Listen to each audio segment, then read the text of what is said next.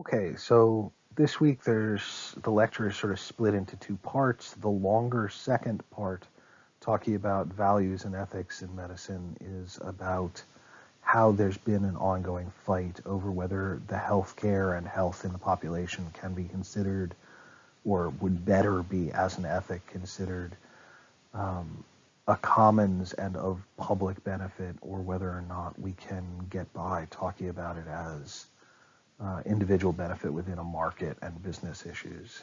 The uh, earlier part will talk more directly to the content of the articles, and we'll be talking about the distinction between medicine and engineering, focused on the idea of exigency and time as particular issues that distinguish how ethics work for medicine and for engineering.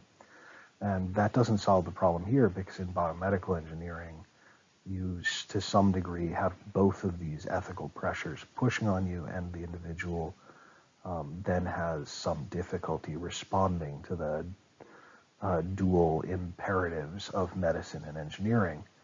So we'll be focusing on that, and we'll talk the general context of medicine around the United States, around healthcare in general after that. Right. Okay, so our first question is, if professional engineers have a specific set of duties of ethics, does their system of ethics change when the object that they are engineering is medical?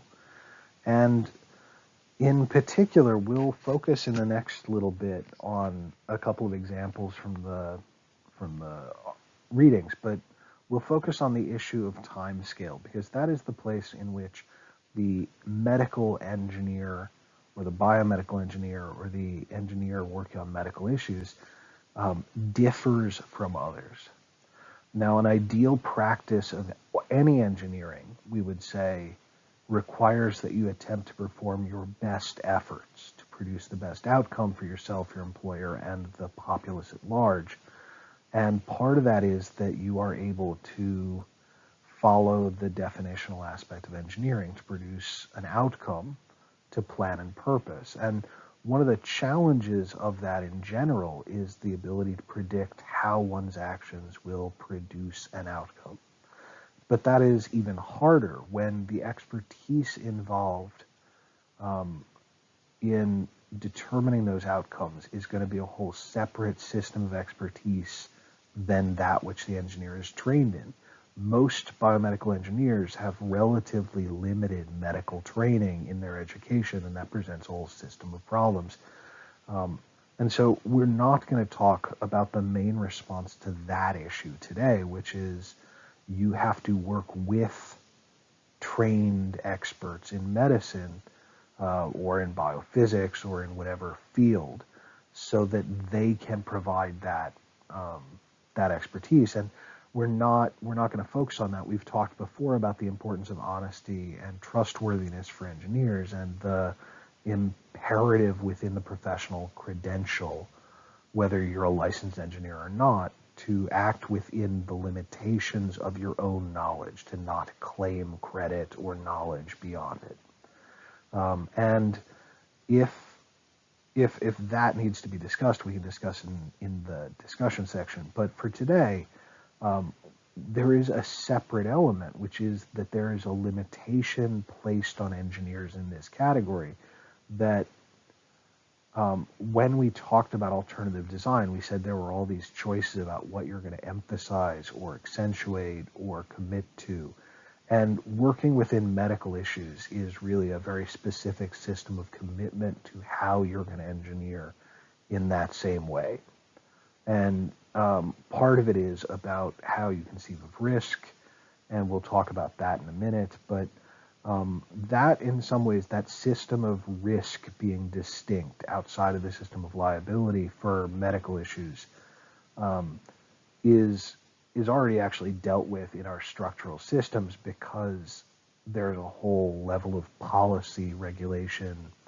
Uh, FDA does a crappy job, as we'll talk about, of doing evaluation and licensing that does not have to be dealt with by other kinds of engineering products. In fact, Even something that has the same sort of life-threatening effect, like a bridge or a parachute, doesn't necessarily get watched as much. And so the issues of risk and safety and matching the standards of safety and risk that define them are moderated by structural and political elements outside the individual engineer. And so we're not going to talk about those much.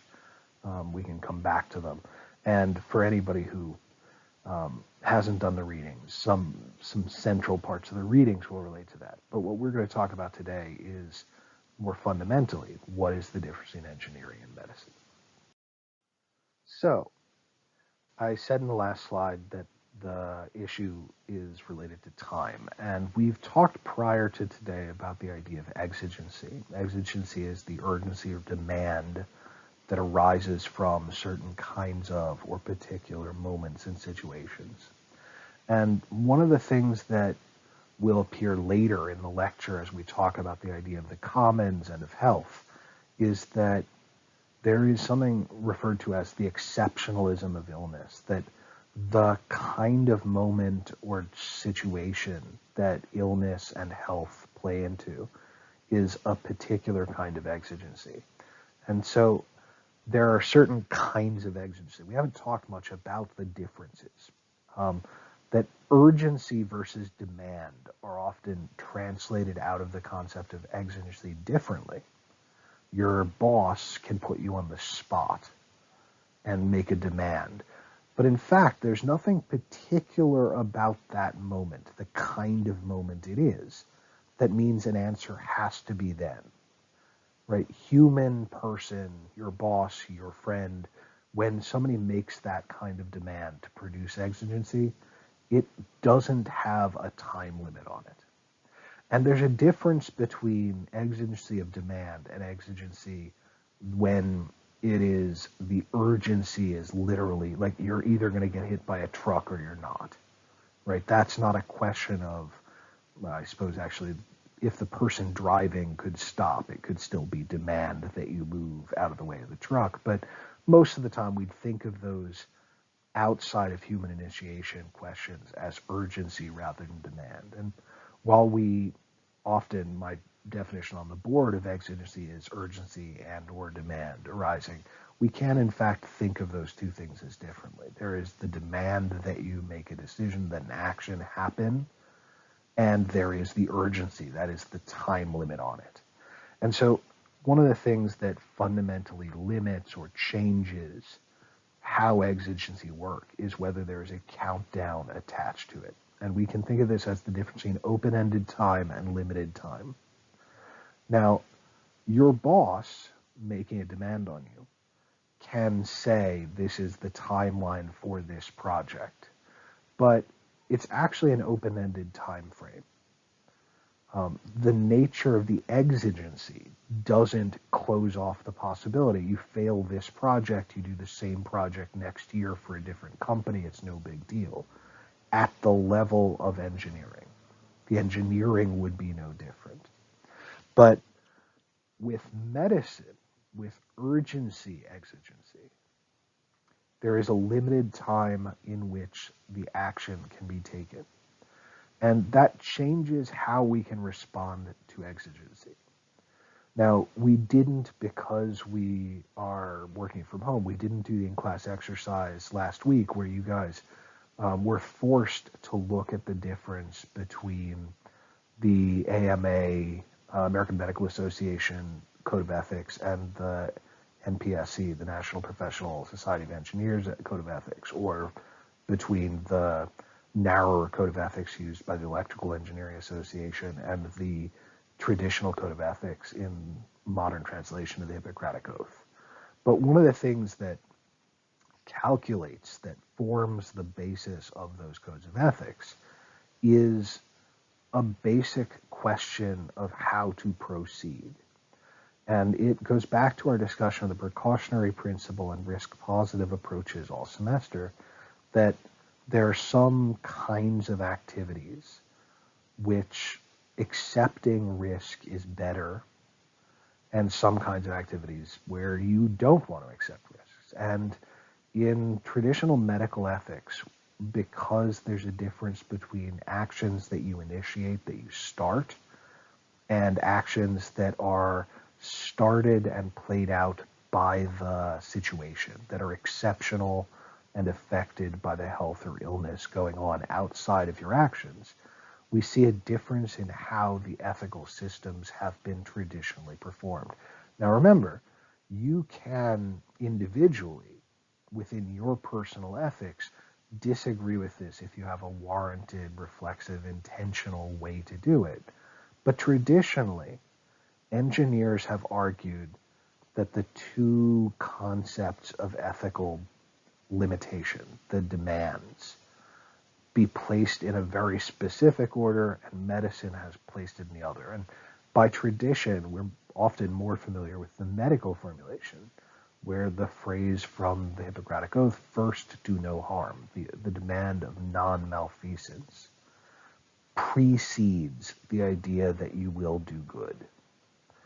And so one of the things is that this literally means something different if you order them in that direction in engineering versus if you order them non-malfeasance before beneficence, before doing good in engineering. In engineering,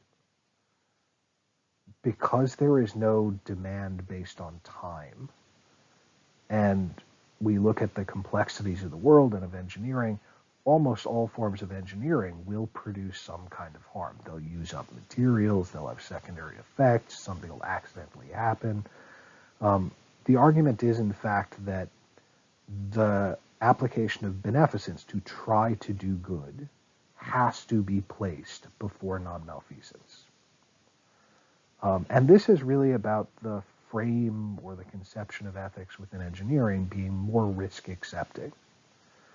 Because every incidence of action in medicine has traditionally happened within the limited countdown time kind of exigency, the traditional interpretation is that it is better for doctors not to fuck up. It is more important to emphasize non-malfeasance than it is for them to apply beneficence in any individual action. But that's about the time scales involved. In engineering, our time scales are long-term, and they involve a long period in which the process of modification and improvement allows for beneficence to be more important.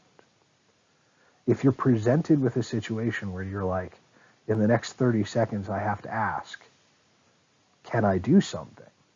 But if I ask that question and don't immediately respond, I cannot do anything. Then it may be better to just say, I cannot act, and follow non-malfeasance. Now, I will point out that in any of these systems of ethics, there are cascading and multiple rules. That is, first you go non-malfeasance. Well, I will try not to do harm, I will try and do good, and then I will act upon the expertise of my training in the traditional Hippocratic Oath. And that means that if you can look past the worry that you will do harm and know something to do that is beneficial, where you actually know what to do, then there is demand to do it. And I'm not actually sure that in the long-term time scale of engineering, it wouldn't be better to use a precautionary approach, but by tradition we don't. So that's the general difference. And there are a few others about how the moment of exception and the quality of exception of health and illness change ethics. But the most central to the traditional and formal system of ethics is this question of exigency. All right, so this week's readings, we have a couple of different things. The first thing to know is that if you haven't done the Lenzer article, the selection from the book, The Danger Within, the book is worth reading, especially if you're interested in the concerns and problems going on with the regulated oversight of medical technologies, especially in the U.S., but this is a global issue. There's a documentary on Netflix called The Cutting Edge, I think. But if you Google, you'll be able to double check that. And if you want to watch the documentary, you can certainly get extra credit for doing it. And Lenzer's broad article debate really is about the fact that we do not have positive controls of medical technologies being regulated. We don't apply the laws successfully. We don't have high enough standards. And even compared to something like drug research, because the expectations for engineers are actually significantly lower than they are for pharmaceutical development, the quality of both medical knowledge and engineering tends to be extremely worryingly lower than we would like it to be. And so the broadest takeaway from Lenzer is that we should really be worried about this, and especially for engineers who are participating in those fields. It's both a protection and an ethical obligation for you to worry about and to attempt to reform that system.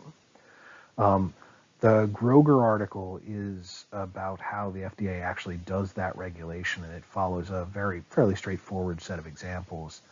Both of those articles make very, disturbing to me, use of key examples of how technologies that were poorly regulated but were widely used caused negative effects, and that this is an ongoing problem.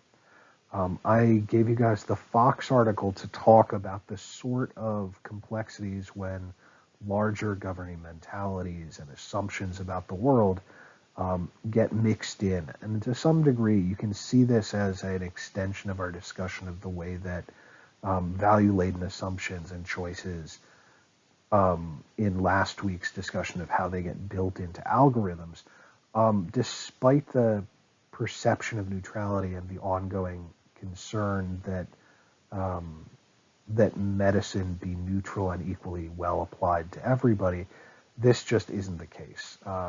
Fox's discussion of how doctors with no medical or scientific rationale choose to provide less pain medicine for black children is a pretty classic example of this. Finally, the Rosenthal article, which talks about the system's failure to limit pricing and the fact that medical technology, even more than services, tend to be highly expensive and difficult to deal with as part of a market, is another option for talking about how regulation and concern about the kinds of products are different. And finally, we just have a little silly thing talking about why EpiPens are so expensive. But what I want you to think about across all of these articles is that the reason that we're having these debates, the reason that these technologies stand out, that these issues aren't just why are cell phones expensive, why do people pay a lot for an iPod or an iPhone or a Nintendo Switch or a Lamborghini or a Zonda or a fancy car. Those things can be as expensive as they want. They don't matter because there is no public need for people to have those. And so a big part of what we're talking about today is why medicine as a field is different from engineering. And I want to use one example to talk about that, both relating to the issue of time and exigency from the last slide and from these articles. Now, when you go to the doctor, most of these articles offer an example of doctors relying on technologies that they are using because they believe them to be effective. And so one example of where a lot of this becomes difficult is the idea of transparency. We rely a lot in medicine on the idea of informed consent.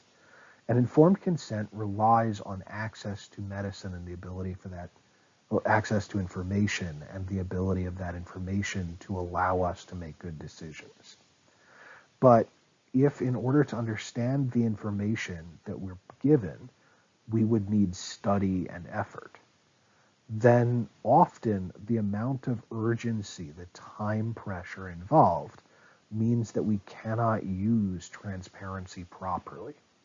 One of the ironies is that the reliance on informed consent is considered the best option, but that arises out of a kind of time pressure urgency that doesn't actually allow the informed part of informed consent to be done very well, right? So in the case of EpiPens, they're expensive because only a few companies make auto-injector pens. And the refusal to prescribe needles, syringes by doctors is not really because they can't prescribe a cheap injection of epinephrine.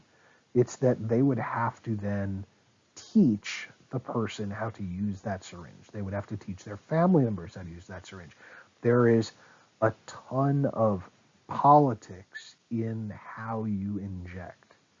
The Rosenthal article, which talks about paying till it hurts, there's a whole lot in there about how information is decided on. When you're sick, when you're dying, you don't go, hey, I'm not going to pay for that.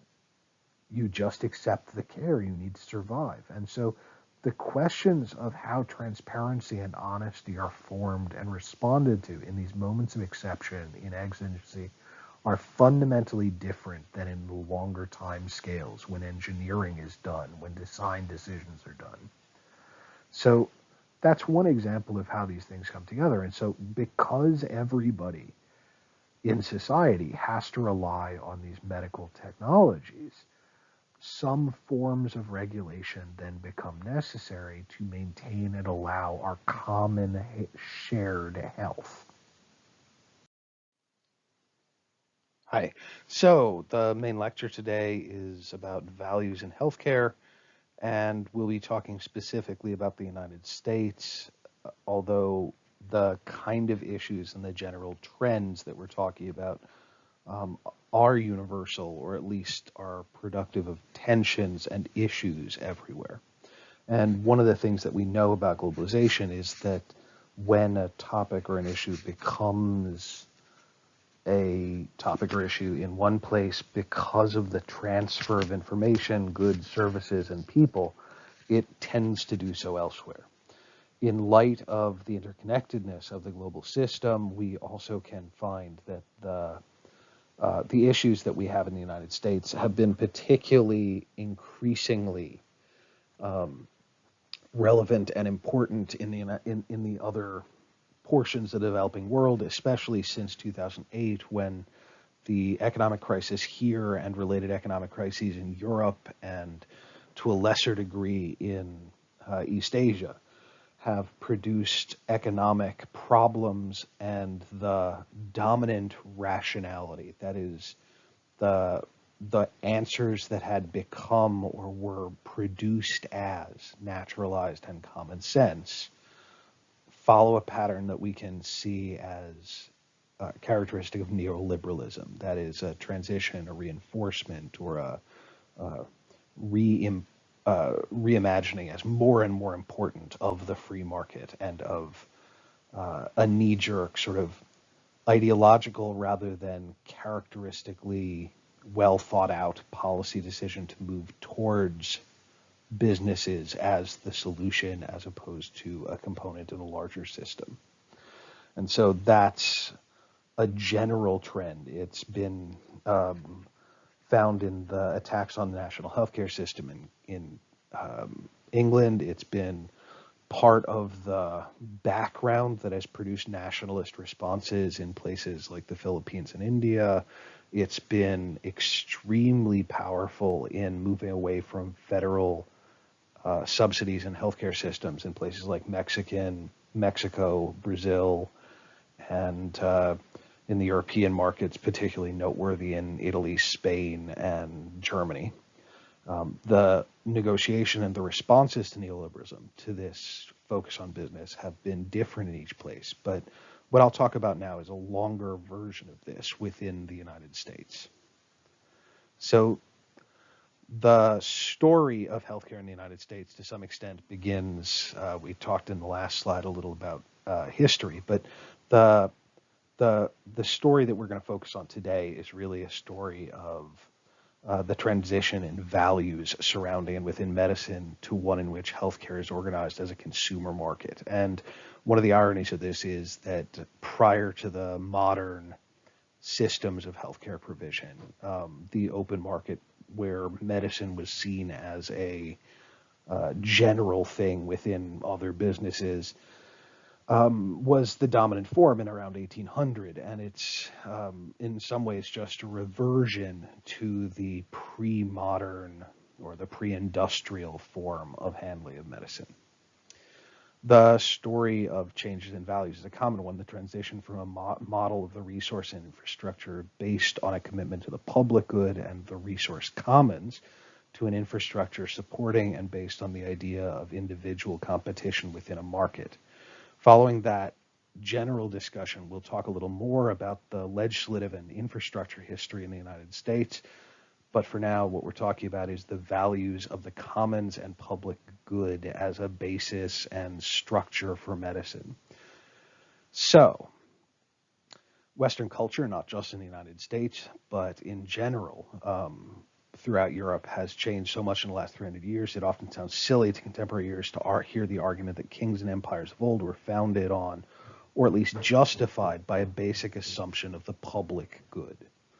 Right? We no longer think of monarchies as providing for a public good; they are for an individual good. But at the time, the ordering of nature and the possible chaos of disorder that they offered an alternative to was seen as still responsive to public good. To us, following the philosophical revolution of the Enlightenment and the political revolutions that relied upon and promoted concepts of egalitarian pluralism, the concept of a nation as children of the paternalist king, of the historically perceived division of kinds of people, such as innate caste and aristocracy, those changes make it hard to even imagine what happened before them. We don't live in a world with monarchies. We often resist any lingering elements of a caste or aristocratic innate value of some people over others system. And there are lingering traces of that history, but it's been the better part of 300 years since those were the dominant ideas. And we've been educated in a system of concepts that fundamentally denies those pre-modern justification systems. It is imperative that we remember that though these historical political systems were unjust, they were not arbitrarily unjust. Even saying that we inherit what we inherit and what inheritance means, what carries forward from one moment or is eternal, is different. For instance, the phrase might makes right is intended to parody older ways of thinking about the world today, but has had different meanings. The modern thought process distinguishes between reasons that define truth and strength or power. Force doesn't change the truth to us. You are not literally making the truth different by saying that you are stronger and able to enforce one version of the truth. But historically, those concepts were linked, and the parody in the phrase might makes right ignores the historical reality of the belief that exertion of force could provide or prove history. Truth, the statement underlying the real practice of trial by combat, for instance, that if your claim and somebody else's differed, whoever won the fight was, through a natural ordering function of the world, the correct answer. Contemporary historical practices are and were conceived of and are justified and were justified in light of specific philosophical techniques of governance. And they were and are accepted at the time that they exist as common sense. Today we have a different common sense because different ways of governing are distinct. Today, if as a child you ask your parent why they make the rules, they may say they're wiser than you, that they're an adult, that's a recourse to a different type of person. that they are doing what is good because they know better for many reasons. But asking about that rule, asking them what the relationship is between child and parent is not as simple. Asking why something is the way it is and their recourse to simply saying that the relationship of child and parent is there um, is one of those points where it's difficult to move away from pre-modern ways of thinking. We don't necessarily have a good reason why we should never listen to children, but we've inherited that common sense. In much the same way, the historical conception of the world included common sense perceptions of social relations that informed how whole nations operated, um, we continue to use common sense assumptions. We may have different ones, but those governing mentalities which we've inherited and the systems that rely on them share something of a structure in common with the pre-modern versions. Without going into great detail, the history of medicine prior to the Enlightenment, prior to the shift to modernist assumptions, we can we can talk about the taking for granted of the common sense, natural and normal that we have today, and realize that in the pre-modern world they were very different. Particularly, there was a hierarchical and historical connection between morals, religions, values, and the idea of health and medicine, which we no longer discuss. In fact, it's fairly common for it to be a background assumption set between people who are healthy people, not because of actions, just because we assume there are both healthy and unhealthy people, and we still include moral judgments within that determination.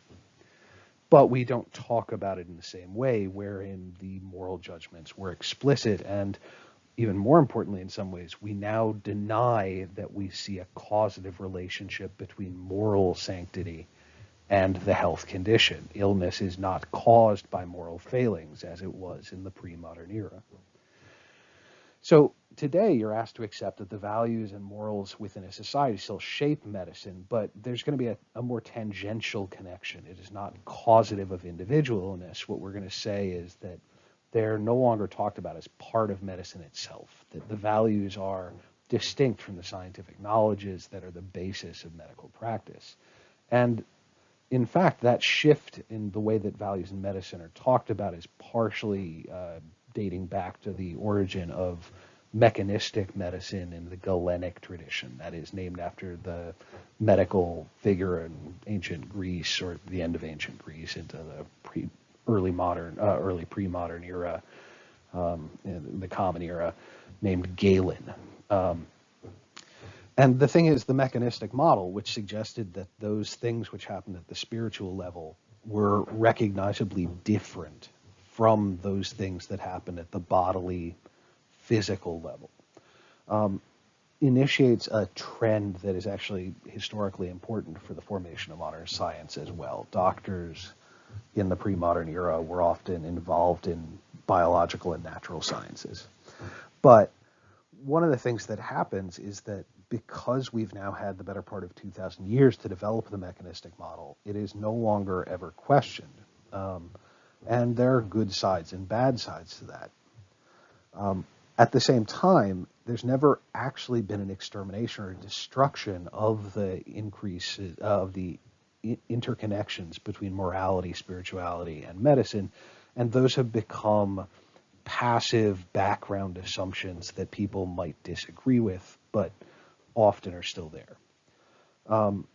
Like the sibling of medicine and the natural sciences, likewise, are transformed in those same eras, starting in the pre-modern and moving into the Enlightenment and modern eras. And as we've talked about before in the form of medicalization, the increasing importance of medicine, the increasing relevancy to many discussions of the biological sciences becomes a system of common sense that is important. Medicine gives us a grasp, an ability to control and shape outcomes for individual and society that has expanded as time went on. And whether we're talking about traditional medicalization, the expansion of medicine as an authority, or the more contemporary and complex version of biomedicine, which interacts and interconnects medicine with biological sciences and the authority of science in general, what we're really saying is that the hard to accept reality that the best logic of Galenic medicine, the best logic of medicine, that there are mechanistic, predictable forms of effect are still fought over because, among other things, individual right to choose and the idea that there is a single best way to choose are at odds. The common sense that a person's morality shapes their health historically was shifted to a more specific dominant belief in early forms of modern medicine that linked not the disease itself, but the causes of disease, the etiology of illness to types of people. So old people, children, poor people, people who live in tropical environments, urban people, and rural people.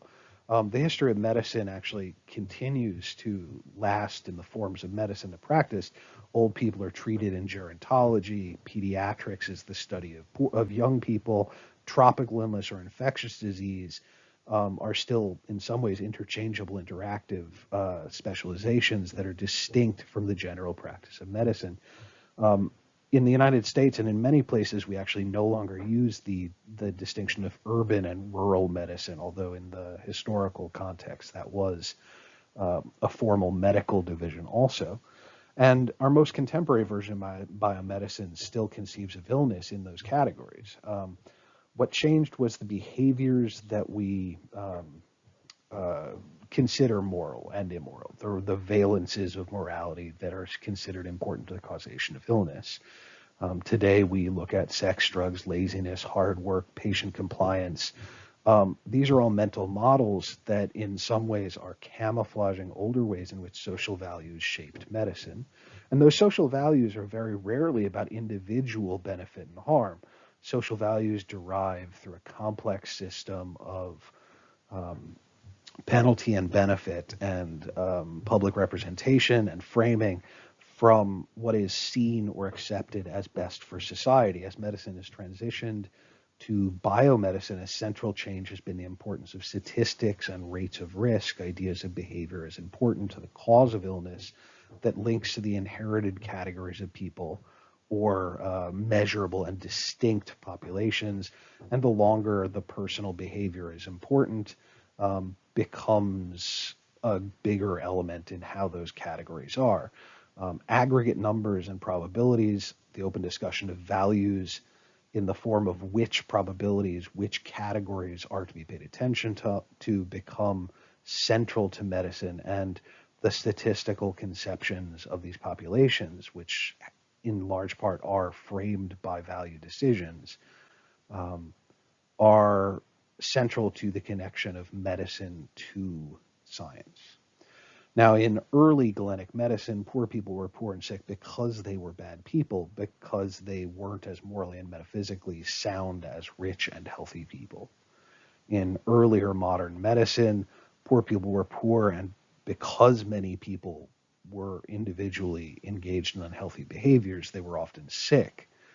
But it begins in the early modern era to distinguish somebody who is poor from somebody who is unhealthy because they happen to be poor, and those people, those specific illnesses as a measure, not the people as a measure, that are actually caused by the immorality. In biomedicine, in contemporary form, a person's risk of illness is presumed based on the fact that they live close together, in poor surroundings, that they are the poor type of person in terms of behavior. It is divorcing those behaviors and etiological or causative elements from the type of person they are at a metaphysical level, but it is still defining individuals by those moralistic categories. Is it better to live close to other people? Is it better to have sexual contact with other people? Is it better to use drugs? Those categories, distinguishing between drinkers and non-drinkers, addicts and non-addicts, those are all moral and ethical frameworks. What changes is the parts of medical knowledge that are shaped directly by those values. While in Galenic and early modern medicine and social values shaped everything, kinds of medicine, etc., the early modern and into the modern era, we changed the shape of where those values are into categorical and structural elements, so that we're no longer talking about any individual using a moral lens, but we do talk about broad categories, general and specific forms of behavior by aggregate and by using statistical modeling. More recently, in neurobiomedicine, the practice of medicine with any individual patient is seen to be value-free, with the values, while at the same time, the values still shape what questions are asked and what categories of people are used to define those statistics, risks, and populations. What hasn't changed really since ancient times were two specific values. First, the Hippocratic corpus. And in fact, it's one of the amazing things about the world that people still think of the Hippocratic Oath, the rules and arguments about appropriate practice of medicine by doctors, that has been around since the ancient days. Um, those Hippocratic oaths and the corpus, that is, the rules associated with the oath, has always dictated the obligations of doctors to help the sick, not only how to aid the sick, but the general obligation to help. What is often called beneficence. There is a professional obligation to aid. And the Hippocratic obligation isn't necessarily practiced by doctors because, again, we've moved to a situation in which medical doctors as individuals can act the way they want. It is the medical profession that maintains the claim in aggregate that the value of medicine is that it helps everybody. And it's accepted as a central value of medicine that the nature of medicine, it is the sort of thing that helps everybody. And the other piece that comes from ancient history, that while many points in history the sick and unhealthy have been stigmatized or responded negatively, there's always really been an acceptance that because someone is sick, they're outside of the normal. And when we talk about illness or a plague or a pandemic, what we're really doing is talking about something that we can say is abnormal. And this has become a particular point of contention and conflict around some very specific things that are considered medicalized and abnormal now, including neurodiversity as opposed to neurotypical people, which are preferable phrases for talking about people who would have been diagnosed using autism-related disorders. And the idea that individuals thinking and existing, living in different ways because they are variable at an individual level, should not have a moral value. But because we have inherited a system of medicine that has an innate bias towards the normal, that is, by defining everything as either normal or pathological, we say that anything that is outside the normal is bad. And this really does exist as a remnant of bringing medical logic from ancient times, and it has some values. We can use this moral weight to attack things that we think are socially harmful, such as, well, in recent years, internet pornography and smoking and racism are all elements that the weight of medical authority has been arguing against. And one of the interesting things is that as those fights happen, we distinguish other elements. So, for instance, internet pornography and other forms of pornography as a practice may or may not be bad. We move it into the realm medicalized discourses of addiction, and say that regardless of the behavior, the excessive use of the thing. Tobacco, yes, individuals may have a choice about tobacco. When tobacco becomes addictive, it is subject to this pathological nature. And so in the transition from the early era of modern medicine, that exceptional status that goes along with being abnormal gets made more complicated because we start to learn about the transmission and passing on of illness from one person, one group to another. And we start having theories of communicability. And the nature of that changes the fabric of what it means to be social in those moments of exception. So once somebody is sick, their very presence in the social sphere is potentially a threat. Um, with links to other social institutions and social forms like education, the joining of doctors in promoting temperance, responsible behavior, restriction of sexual desire for medical reasons rather than moral, or so they say, the protection of children, social support networks, early forms of health insurance, are all based on the idea that the normal state of everybody within a society was health, and that the system of medicine was about maintaining public access to the general state of health.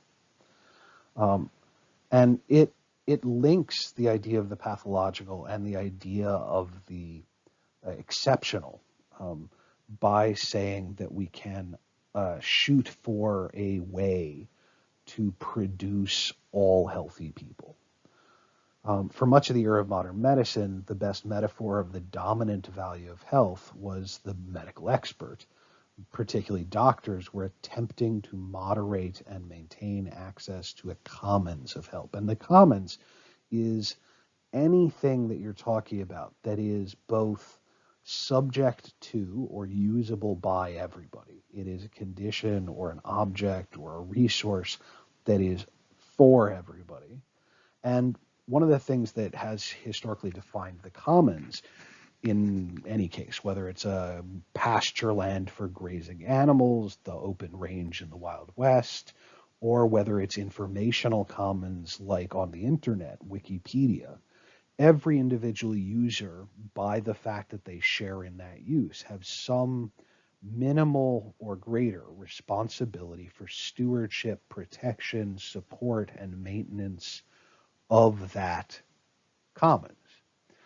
The commons of health is similar to that idea of the commons in information, property ownership, public resources, and the like.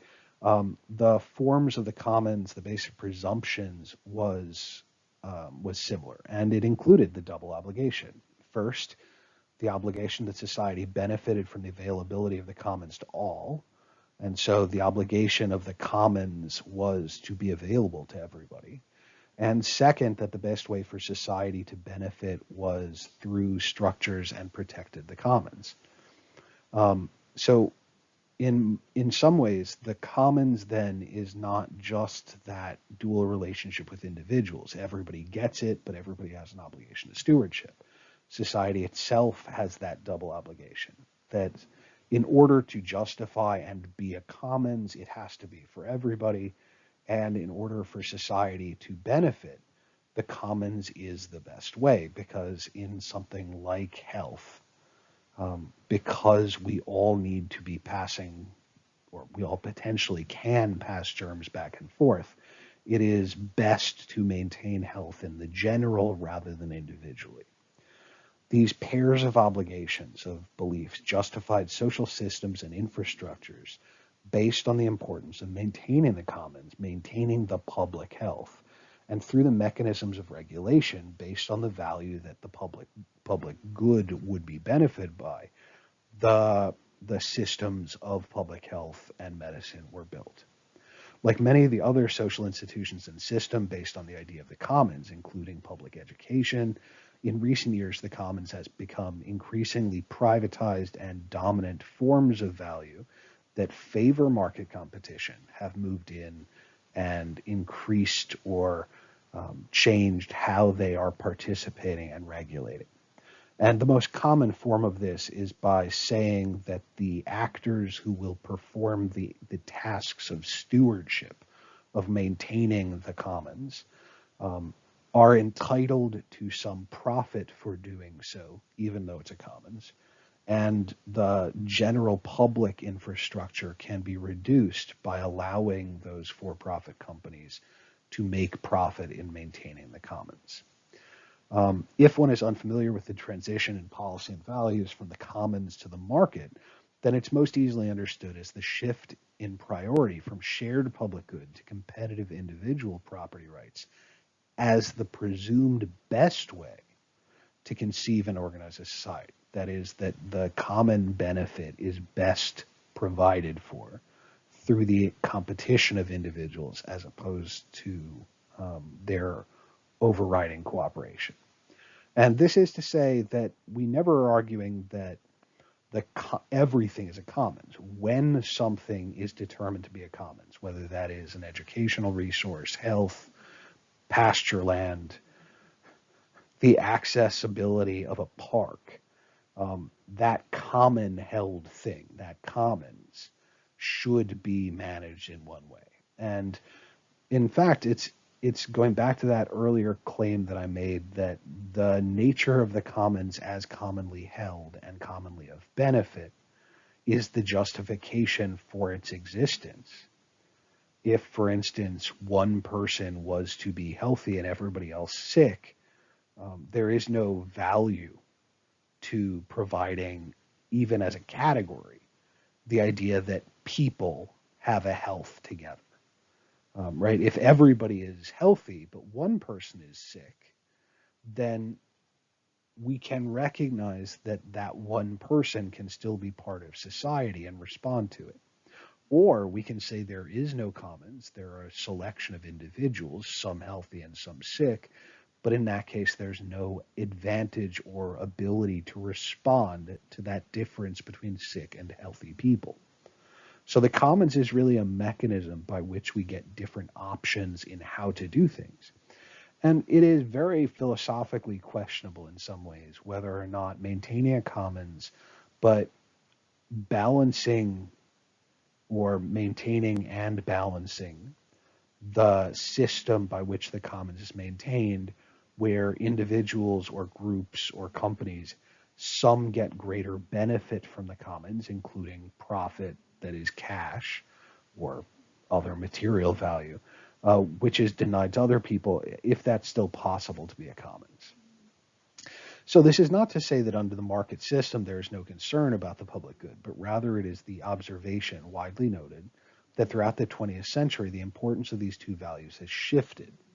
And there's been literally hundreds of books dating back to the 19 teens and 20s in the labor movement and in the formation of federal authority, responses to World War I, World War II in the United States, of the development and growth of globalization in general, that this is a theme that has been ongoing and necessarily responded to. Sometimes this has been described as central to the contemporary form of political rationality called neoliberalism, as an acceleration or an enhancement in which the presumed necessity of businesses in a market as the mode by which a commons is considered or disallowed has become central. If we give that a pause and just say it has gotten more common to say that the best way to provide for people, the public good is all people, is through the mechanism of a market full of businesses, that assumption is termed neoliberalism. And for the record, that is distinct and not the same as either classical liberalism of the 20th century or classical liberalism of the 17th and 18th century, when people like Adam Smith had formalized a system of economic philosophy based on liberalism. They're distinct in a lot of ways, but one way is this idea of the commons. Adam Smith famously pointed out that in the case of something that was and should be a commons, to allow a monopoly and or other things to divide the commons was a harm in and of itself, a harm to human beings of everybody in the society. And that is to say, if something should be a commons, to give it away to individuals without a particularly good reason, you were literally stealing from everybody else. So under the old system of values, the public good was seen as most important individual freedoms as acceptably limited to promote the public good, as long as it was within a form of commons where all those people received benefit. So you, as a member, get something for the investment of a limited cooperation in the commons. And the mechanism to achieve that shared cooperation was the commons within whatever domain or topic you were talking about, right? You were willing to spend money so that your children and other people's children could be educated, but you weren't doing that as a direct exchange. You were doing that because, in fact, even if you didn't have kids, the society which gave you opportunities and products and services works better for your advantage with a more educated population. You don't necessarily pay in for a public healthcare system because you want to be able to get healthcare back. You may be healthy your whole life. You do it because every time somebody else doesn't have access to healthcare, it is a threat to society in general, including a direct threat to you. The provision of healthcare for everybody provides for the individual protection of health for everybody also. Um, and so the public good is seen as important but acceptably limited in to promote the public good, with privatization of the commons into a competitive market as a mechanism. And one of the classic examples of this is health insurance systems in the United States. Critics will point out that the rise of the importance of the value of the public good, that is, critics point to the fact that the complaints about the quality of the commons tend to be used to do this, although in most cases in healthcare in the last 100 years, we actually can differentiate between the problems of healthcare provision, which could have been resolved in the commons, and those that can't be. Most closely linked to the 18th century and Enlightenment ideal of civilization as arising in social contract is the sense that we tend to argue for, justify privatization and the development of the neoliberal competitive model when individuals claim the social contract underlying the commons has already been broken. And in fact, factually, that's largely been discredited, but the link continues to be seen as a broadly available concept. And so one of the things that in the United States becomes particularly central to these fights and the concept of the failures of the social contract was the linking of anything that was structured and managed as a commons to communalism and socialism. In the 1940s, the United States began to worry about communism as a political antagonist in the form of the Russian uh, growing Union of Soviet Socialist Republics and the Russian people. And one of the things that happens is that becomes the Cold War and also becomes a really limiting factor to public debates and discussions of the nature of the commons and of how to run public health. The critique of the commons and of common benefit as socialism is wrong. Focusing on the language of public good is a necessary element of why democracy is necessary. We actually don't need democracy for individual benefit. We need democracy for general benefit. The nature of public good is not socialist. It's not communalist. It's not communist. It is, in fact, fundamentally the justification for any shared form of government.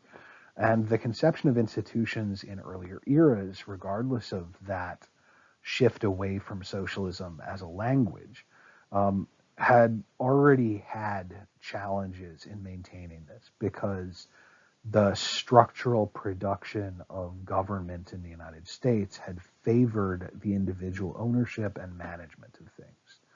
And to get into the details of how we ended up building a social structure which did not, in fact, favor public benefit is another lecture, not for today. Regardless of any critiques of policy based on the value of the commons and public good, it motivated the formation of the democratic model and the basic presumption of the nature of worldview from which the concepts of the market economy and modern democracy were founded. And that's a very fancy way of saying that the thing is, the entire idea of a free market is a shared commons. The entire idea of democracy is a commons.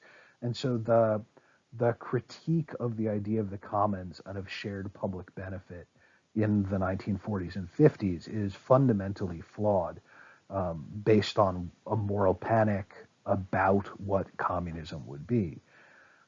It was at the basic level of the assumption of Western society that society must serve all members that led to the development of contemporary forms of democracy. And the historical systems that are now deemed obviously unequal or egregiously prejudiced were maintained and defended by participants in organized systems. So it's we built systems by which we could have shared benefit, equality, if you like the concept, meritocracy, and general welfare improvement. And then over the next 200 years, we allow, or in some cases encourage, people to maintain and carry forward systems within that democratic ideal that are egregiously prejudiced. That is, the movement of what were the biases and divisions in slavery and in pre-modern worldview become structuring elements by different names in the modern worldview. And so the subjugation of women, or patriarchy, the subjugation or the disenfranchisement of people of color in the United States, where the commons benefit has been largely built through historical process to benefit only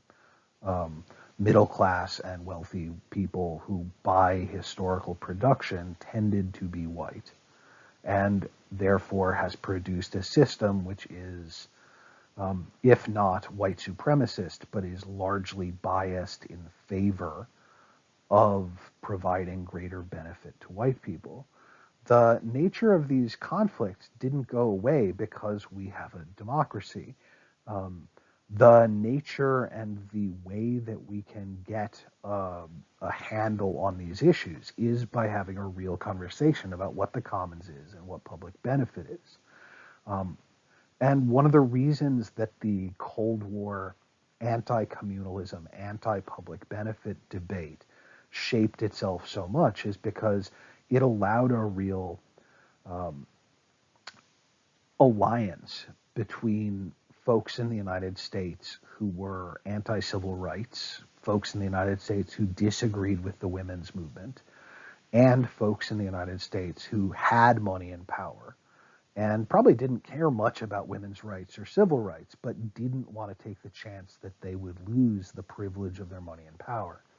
And starting in the 19 teens and 20s, the alliance of those political groups working against public benefit actually does start the pattern that becomes neoliberalism. So monarchists sort of go away, but they're replaced by oligarchs, that is, rich people wanting power because they're rich. Slavery goes away, but is replaced by structural racism. The official subjugation of women may go away with suffrage, but we don't erase the production of unequal benefit that has been structured in. And similarly, those categories that are officially and publicly deemed pathological, exceptional outside of the group that the commons should benefit, the mentally ill, the stigmatized for deviant, the disabled, they're left out also. With the transition to the current system, prioritization of individual choice as a primary public good, we start to push other public goods out. And one of the things about that is that individual choice sounds good, except in fact, without structural supports, without access to money, without things provided by other kinds of commons. Having a commons that is public freedom of choice doesn't actually matter. It doesn't matter that you can pick every toothpaste you want if you can only afford to buy the cheapest ones. It doesn't matter if you are entitled to go to any college you want if only people who come from certain backgrounds can pass the entrance exam. And that's not about intelligence, that's about resource access and system access. The two traditional values I mentioned before, the Hippocratic Oath and Corpus, does provide a demand that doctors heal, but if it's allowed to be a general as opposed to an individual benefit, then healthcare and medicine become, much like other things, a very damaged form of commons. Now, while every other industrialized nation of the world has seen increasing problems, largely between 1920 and 1980, with the broken commons, and responded to that by developing a national system of provision of healthcare that guarantees access to the healthcare commons, the United States did not do that. We have a much more complicated and less evenly distributed plan for medicine. And I know that the rest of the world is not all within that category of developing world, but economically and socially, we really don't compare U.S. political decision making to someplace like, I don't know, I was trying to think of a good example of a place that we could population-wise compare to, but I couldn't think of one. So we just don't do that. We compare to European nations or Europe in general. We compare to China. We compare to even something like Brazil, where there are incredible problems of the provision of healthcare, but there is a fundamentally guaranteed system of healthcare for people. Now, the U.S. Really forms only in the modern era. I mean, it is the end of the Enlightenment before we even have the idea of independent nationhood. And the earliest formal governmental structures in the United States include a very limited form of military, the postal system, and a juridical or court system to protect rights with, for example, the assumption of innocence and the upholding of public good that falls from that. We'd rather see everybody go free, presumed innocent, than have one individual innocent person go to jail. That's not because some form of utilitarianism says we'll end up with lots of people in jail. That's because it is conceived at the time that denying somebody the right to freedom harms everybody, right? The basic assumption of innocence is not an individual benefit system. We don't care about benefiting that one person. We care about the fact that by preventing the preventing the possibility of throwing an innocent person in jail, everybody is protected. In the wake of the Revolutionary War, soldiers were being seen as being provided for by their families and communities because sailors were perceived as lacking the social support system. They were off on ships. The government had to pass the first, what we could consider a public health law in the United States, the Act for the Relief of Sick and Disabled Seamen in 1798. And that really is the first thing that establishes that the government has access to or participation in the commons and the market of healthcare. It says that there are some forms of rules, some people in society who will need the provision of healthcare outside of their own ability to provide it, and that is for the public benefit. And in fact, the Act for the Relief of Sick and Disabled Seamen doesn't argue on the basis of transmissibility of illness and health. It argues that because every American needs the protection of a Navy to encourage people and maintain the possibility of having a Navy, we have to be able to provide for the people who are in the Navy. Otherwise, everybody will leave the Navy. Right, so the value of having a commons is not always directly held within the commons. While a number of states had specific regulations about how to handle and respond to naval personnel, this was the first standardized model. in the United States. Following the conflicts over the mechanisms of federal and state control in the first decade of the 20th century, particularly following public outcry in the wake of World War I and the way that Army veterans were being treated, we produce initially an ad hoc temporary version of Veterans Administration. And it's a bit later that that becomes a really established thing. The early decades also founded the first modern forms of public health more generally in terms of statistical and population scale control. There was a historical form of public health that looked much more like medicine. It was community-based as opposed to larger. And this period is characterized by the development of approaches to healthcare based on specific populations. The Snyder Act of 1920 to provide medicine for Native Americans, the Maternity and Infancy Act of 1921, which is the Shepard-Towner Act, which was a prototype for federal programs that came after it, emphasizing distribution of grant money to states as an infrastructure model. And we even see by that point, by the 1920s, we already see the one of the foundational premises of the neoliberal system of governments is the argument that the provision of money by the government to private individuals and private organizations is better than having them own and operate something themselves. And so one of the things that rather than have the government get into the job of owning orphanages and hospitals, they would pay for existing private industry organizations to do the work.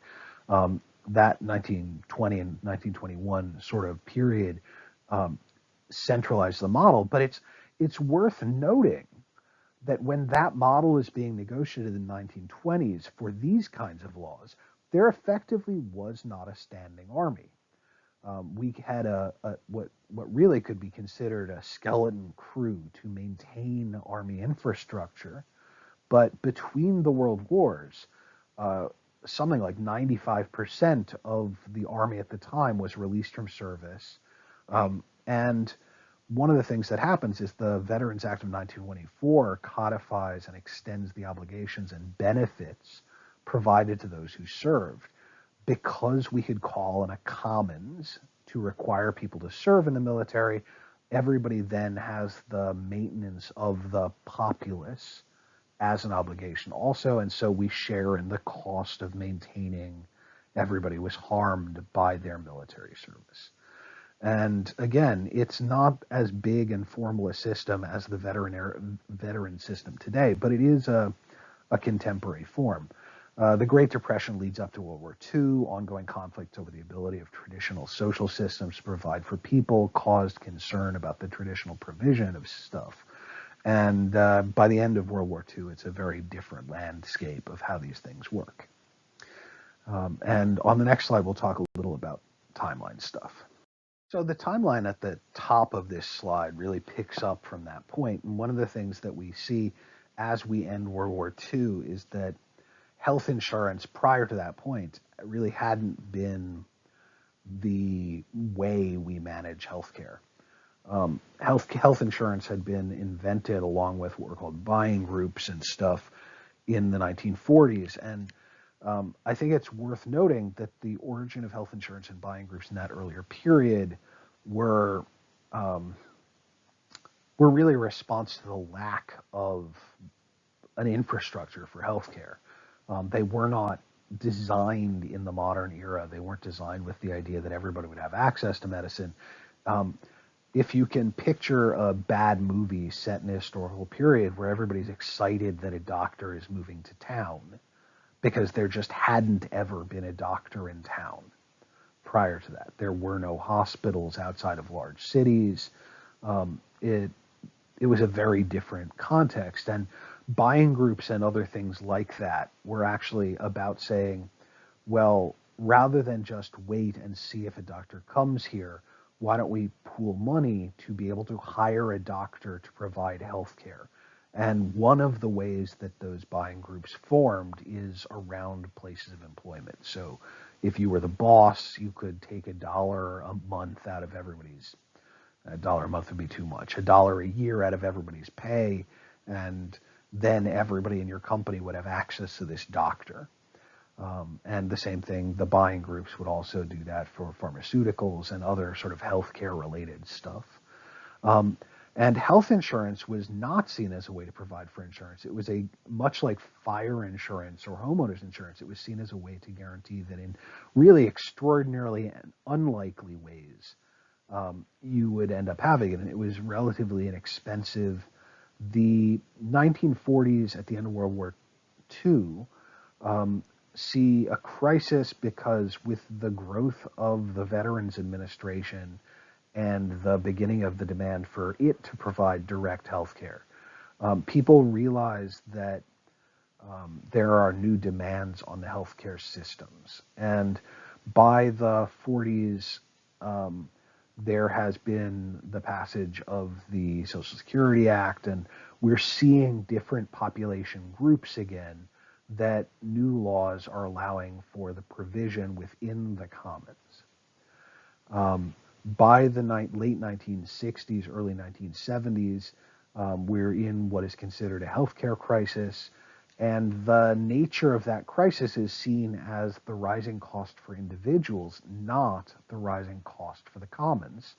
But it's really responded to using the model of employer-provided health insurance, and slightly later, but part of the same round of changes, by legally allowing health insurance companies to be involved in decisions around care, the transition, the legal allowance for what are called health management organizations, which are sort of just still health insurance and technically different, is a tremendous change from what health insurance had been before that.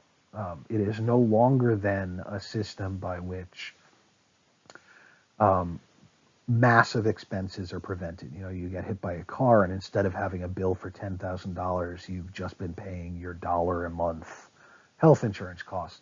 Health insurance becomes the management system for our healthcare system.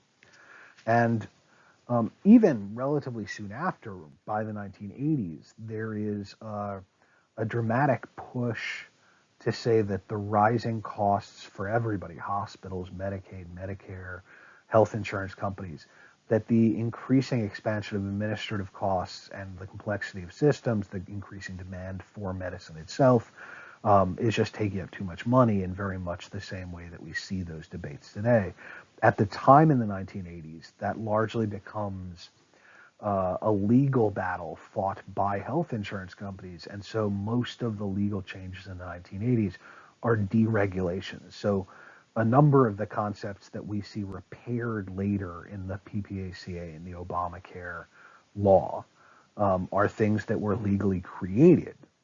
For instance, the ability of HMOs and health insurance companies to deny care for a pre-existing condition is created under law. The ability in the 1980s for health insurance companies to say that, well, yes, you've paid 20 years of your payments, but we think that you're charging too much, you're using too much medical care now, so we're going to cut off care. Lots of things that would be problems in healthcare are actually legally allowed as a way to get health insurance companies to continue. One of the weird ironies of that is that they're health insurance companies. Like, literally, if they stopped insuring people, they would cease to exist. But they manage, under the political logic of the 1980s and the founding of neoliberalism at that time, this deregulation is very much the mode that is seen as the response to the crisis. In the early 2000s, following a big report in '99, when people realized just how large a percentage of Americans did not have access to insurance, there's the crisis of the uninsured, and it takes from about 2000 until 2010, under President Obama, to pass the Patient Protection and Affordable Care Act as an attempt to solve a lot of these problems. And one of the things that's worth noting is that the Patient Protection Act and the Affordable Care Act actually have a lot of different parts. And one of the things that people often forget is it was designed as a large package of things that the components fit together like a jigsaw puzzle. During the design process, in order to get it passed through Congress, Republicans members of Congress forced them to remove a little more than half of the cumulative elements within the healthcare package of law in the PPACA. And one of the things that's ironic about it is that a significant number of the things that they allowed to maintain, they were against. In more recent years, people like Mitch McConnell and Donald Trump have claimed that those were introduced by Republicans, which is just factually incorrect. But some of the components, especially those responding to deregulation in the 1980s, have proved so popular, the protection of patients' parts in particular, because they maintain commons, or depending on how you look at it, because they allow patients to be participating in a much fairer form of free market. And we've been negotiating and fighting over this since. But one of the things that's worth thinking about is when and how the concept of a commons changed. And I think one of the particularly important moments for that is in 1965, LBJ signs the Medicare and Medicaid organizations into law, and those formalize the systems by which the commons will be enforced and provided for all Americans who can't get access to it through employer provided or through personal pay healthcare. And that is in some ways the high point of defending the commons. By 1971, Ted Kennedy proposes an expansion to a universal health care plan that fails, and Nixon ushers a free market health plan through Congress, which is what becomes the HMO managed care model. And so it's this very strong moment when they've just had a couple years earlier a big win for the commons. And in light of fear of the Cold War, in light of economic crises, the retraction and pullback away from the commons is very strong. By 1973, they've not just passed a thing that promotes the possibility of legally creates the idea of HMO, but they're structuring exactly how that will be the main organizational model of healthcare in the United States.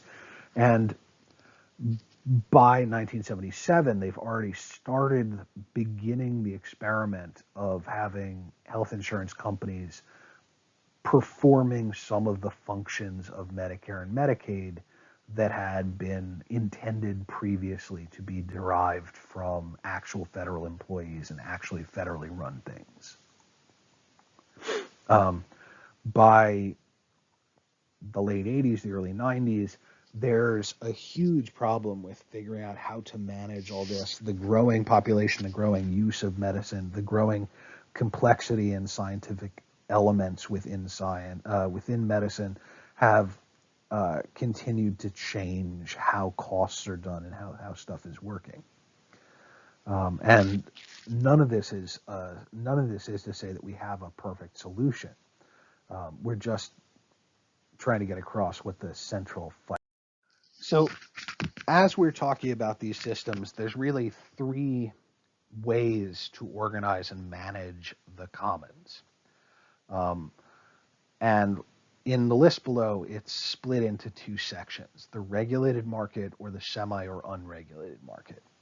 Now, the regulated market has two forms. Sometimes we talk about single payer, although really single payer is closer to the second of these. But what we're talking about is universal or national provision, in which actual hospitals, actual doctors, actual pharmacies, the actual mechanisms of providing for healthcare are owned and managed by the government.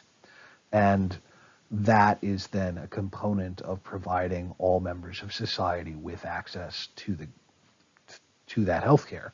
And for instance, the United Kingdom, Great Britain, has a national health service that is in this model, right? There are hospitals that are private for people who want to pay for them, but within that society, much of the healthcare infrastructure is actually owned and operated by the government for public benefit at a nonprofit rate.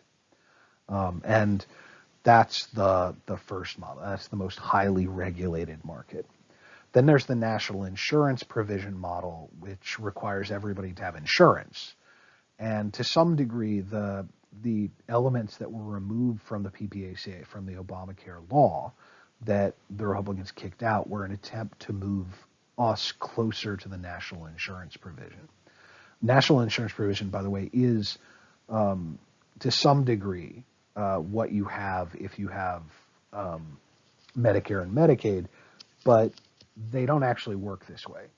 So not only do you have, in a national insurance provision system, not only do you have access to an insurance source that is the federal government, but the actual services and administration of that health plan is done by the government. So in fact, one version of this would potentially be the Veterans Administration of the United States. You'd never have to be involved in private for-profit health insurance if the Veterans Administration health services were funded properly, somebody who had access to them. But that's a relatively small portion of the American healthcare context, so we don't generally consider it to be in this category. So the thing is that in the national health insurance provision, that is, that through a national health insurance company, you provide it, this is where you often get the word single payer associated, which is that one company, which is the government, is the payer, but then that money goes out to for-profit companies. And so there are two different versions within that. And then what I'm calling the semi or unregulated market is the free market. The completely free market would just be what we had prior to about 1900, where everybody, like doctors, are just people out there selling a service in the world. Nobody has any effect on it. If you buy health insurance, that's all just a market action. There's no government involvement in that, except for some basic elements of how they run the market. And then what we have in the United States, which is a national health insurance option. And so, for instance, we kind of have that. We have a national health insurance option for Medicare, for Medicaid, for TRICARE, and some states now have insurance options. Other states, you're basically still stuck as a completely free market thing. We're back to 1900 style, and in part that has come about because we've given up on the idea of the commons. The health system organization, like that we're talking about, really comes down to two different elements: the administration and payment source, and then the ownership of elements and resources. So moving from that last slide to this one, we're just looking at a visual representation of these systems, of the free market versus the national health insurance option versus national insurance provision versus healthcare, universal healthcare or national providers. And part of the argument here is about how the ownership and administration of the commons changes the behavior of the commons. And so you should read through this and see that as the government has more ability to control the pricing, it's usually dependent on more active administration of the general population's healthcare. And in fact, the largest price control factor that causes American healthcare to be so expensive is that everybody is competing in a market which has no price controls on it. And that gets complicated, but that's the way it works.